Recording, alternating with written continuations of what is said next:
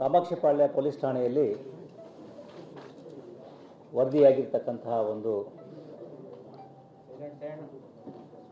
ಕೊಲೆ ಪ್ರಕರಣದ ಹಿನ್ನೆಲೆಯಲ್ಲಿ ಕನ್ನಡ ಚಲನಚಿತ್ರರಂಗದ ಓರ್ವ ನಟರನ್ನು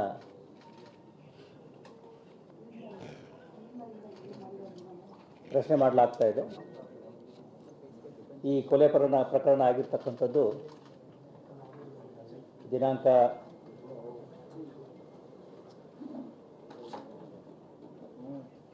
9ರಂದು ಅಂದರೆ ಭಾನುವಾರದಂದು ಸಿಕ್ಕಂತಹ ಒಂದು ಅಪರಿಚಿತ ಗಂಡಸಿನ ಶವದ ಆಧಾರದ ಮೇರೆಗೆ ಆತನ ದೇಹದ ಮೇಲೆ ಇದ್ದಂತಹ ಗಾಯಗಳನ್ನು ಗಮನಿಸಿ ಕಾಮಾಕ್ಷಿಪಾಳ್ಯ ಪೊಲೀಸ್ ಠಾಣೆಯ ವ್ಯಾಪ್ತಿಯಲ್ಲಿ ಕೊಲೆ ಪ್ರಕರಣವನ್ನು ಭಾನುವಾರದ ದಿವಸವೇ ರಿಜಿಸ್ಟರ್ ಮಾಡಿಕೊಳ್ಳಲಾಗಿತ್ತು. ಅದಾದ ನಂತರದಲ್ಲಿ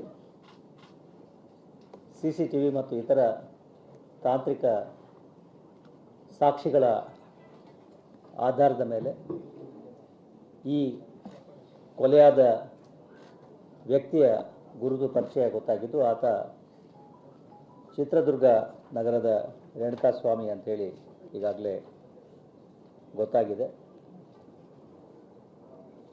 ಅದರ ಆಧಾರದ ಮೇಲೆ ಮುಂದಿನ ತನಿಖೆಯನ್ನು ಕೈಗೊಂಡಿದ್ದು, ಅದರಲ್ಲಿ ಈಗಾಗಲೇ ಹೇಳಿದ ಹಾಗೆ ಕನ್ನಡ ಚಿತ್ರರಂಗದ ಓರ್ವ ನಟ ಹಾಗೂ ಆತನ ಸಹಚರರನ್ನು ನಾವು ಬಂಧಿಸಿ ಕೂಲಂಕುಷವಾದಂತಹ